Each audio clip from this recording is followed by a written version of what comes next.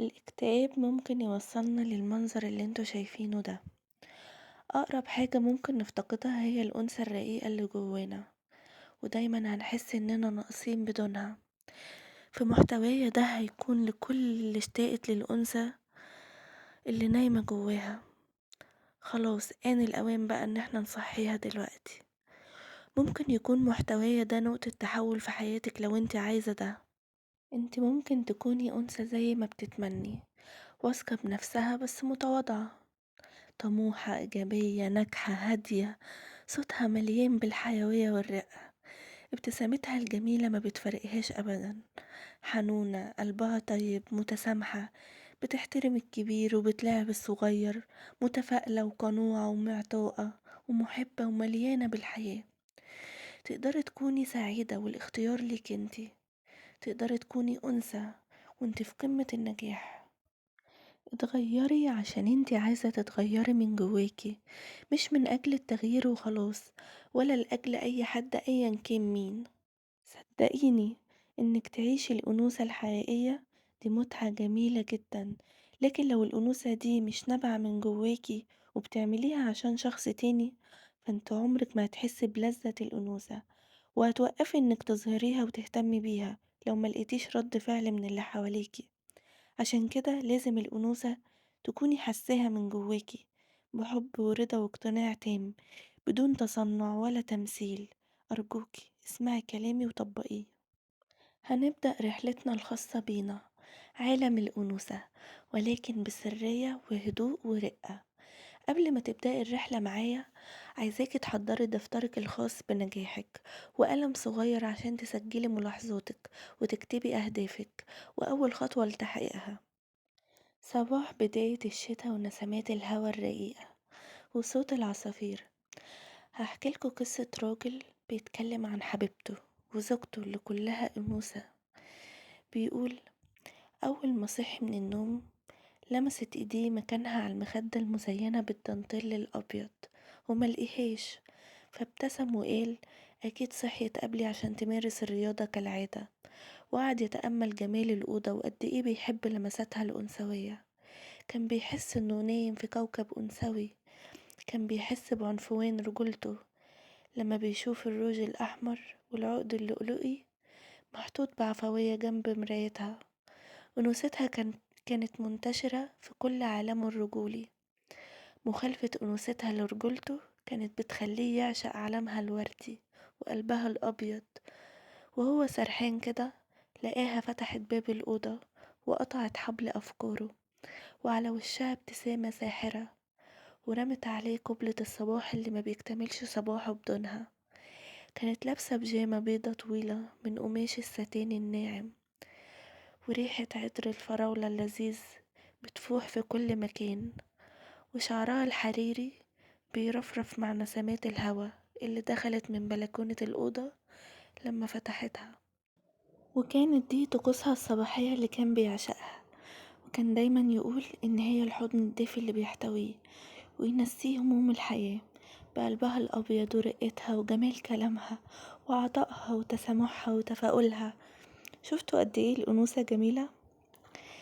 عايزاكي تلبسي أجمل الحرير وترشي أروع العطور وتشعلي شمعة أنوثتك، وقرري انك هتتغيري للأفضل ومش هتيأسي وهتطوري من نفسك.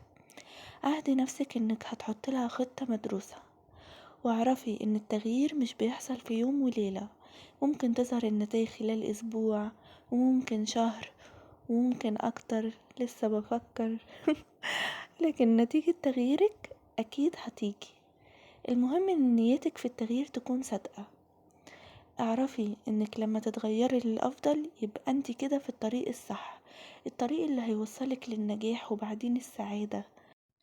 وعايزاكي تفكري نفسك انك مش هتوصلي للنجاح ده إلا إذا أجبرت نفسك على التنفيذ حتى في الأوقات الصعبة، وإن أي تغيير من أي نوع ممكن يسبب لنا شوية ضيق أو توتر، لكن النتيجة الجميلة اللي هتوصلي لها تستحق إنك تحسي بالتوتر البسيط ده، وهتخلي النجاح له طعم ونكهة تانية خالص. ووعدك إنه هيجي اليوم اللي تدمع فيه عينيكي من السعادة اللي وصلتي ليها. ممكن يكون عندك بعض القيود اللي بتقيدك وبتمنعك من الحركة والنجاح والتغيير، وممكن تكون الظروف دي خارجية بتمنعك برضو، لكن صدقيني في أغلب الأحيان بيكون الإنسان هو اللي بيمنع نفسه من جواه من غير ما يحس. خليكي واعية بكل حاجة، بالقيود اللي بتمنعك، وحطميها وتحرري منها، وبلاش تقولي لنفسك الوقت ده مش مناسب، أو هبدأ بكرة، أو هبدأ من أول الأسبوع الجاي. ابعدي عن منطقة الراحة اللي انت عايشة فيها دي، انك تفضلي ماسكة التليفون طول الوقت ونايمة على السرير أو عايشة وخلاص كده. صدقيني الحاجات دي هتقتل كل حاجة جميلة جواكي. لازم تجتهدي وتشتغل على نفسك عشان توصلي للعلاقات الناجحة والأبناء الصالحة والنجاحات والإنجازات. كل ده بعيد عن منطقة الراحة اللي انت عايشة فيها دي. عشان كده لازم تتغيري، لازم تقومي بقوة وتتحركي بنشاط وتبعدي عن منطقة الراحة، وما تستعجليش النتائج. أكتر حاجة بتحبط الأنثى إنها تستنى رد الفعل. النتيجة هتيجي، فإن الله لا يضيع أجر المحسنين. أوقات فرصة التغيير بتيجي متنكرة في تجارب مؤلمة عشتيها، فما تسمحيش لأخطاء الماضي دي إنها تتحكم بمستقبلك. كلنا مرينا بأحداث وظروف في الماضي، لكن الظروف دي يا إما بتدفعنا لقدام يا إما بنفضل متعلقين في الذكريات اللي بتوجعنا. فعايزاكي تبصي للظروف دي بطريقة إيجابية، إنك تفكري إنك استفدتي منها في مستقبلك، وهتديكي خبرة وهتضيفلك معلومات وهتقويكي وهتخليكي تتجنبي الأخطاء دي تاني. عايزاكي تسامحي كل اللي حواليكي وتحرقي الماضي بنار التسامح. خرجي كل اللي جواكي في ورقة وبعدين احرقيها وابدأي من جديد. وياريت بلاش تعيشي دور الضحية، أهلي هم السبب، جوزي هو السبب. بلاش تضيعي حياتك في إنك تشتكي.